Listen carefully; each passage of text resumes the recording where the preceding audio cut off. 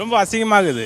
என்ன ஒரு நடிகரை பார்க்கறதுக்கு போய் இவ்வளோ கூட்டம் கூடின்னு சாதாரண நம்மள மாரி மனுஷன் தானே ஆகணும். அவனை வானத்துல இருந்தா குதிச்சுட்டு வந்துட்டாரு. ஒரு நடிகர் சினிமாவில் பார்க்குறோம், அதே தான் நேரில் இருக்க போகிறாரு. அதுக்கு போய் அவ்வளோ பேர் கூடி 40 உயிர் போனதெல்லாம் ரொம்ப அநியாயம்.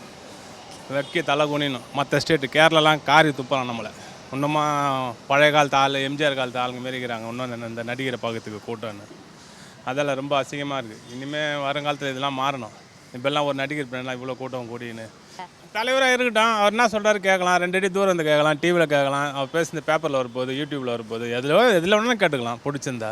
ஆடு மாடு அதான் அறிவில்லாத மந்தையாக போய் அப்படியே மோந்துக்கும் ஒரு இடத்துல. அதுமாதிரி மனுஷன் 6 அறிவில் மனுஷன் கூட அந்தமாரி போயிடணும். ஒரு மிருகத்துக்கு நமக்கு என்ன வித்தியாசங்க? குழந்தைங்க கூட்டின்னு போகிறது தப்பு. குழந்தைங்க அதுங்களா போவாங்க, பெரியவங்க பெற்றவங்க கூட்டின்னு போகிறாங்க. பெற்றவங்களுக்கு தான் புத்தி வேணும். பெற்றவங்க தான் புத்தி சொல்லி வளர்க்கணும். அவங்களும் நம்ம சராசரி மனுஷன் தான் அப்படின்ட்டு பெற்றவங்களும் கூட சேர்ந்து போனால் என்ன ஆகுது? பெரியவங்களுக்கு சின்னவங்களுக்கு அர்த்தம் இல்லாமல் ஆகிப்போகுது. வருங்காலத்தில் மாறும். இனிமேல் விழிப்புணர்வு ஆகிடுவாங்க.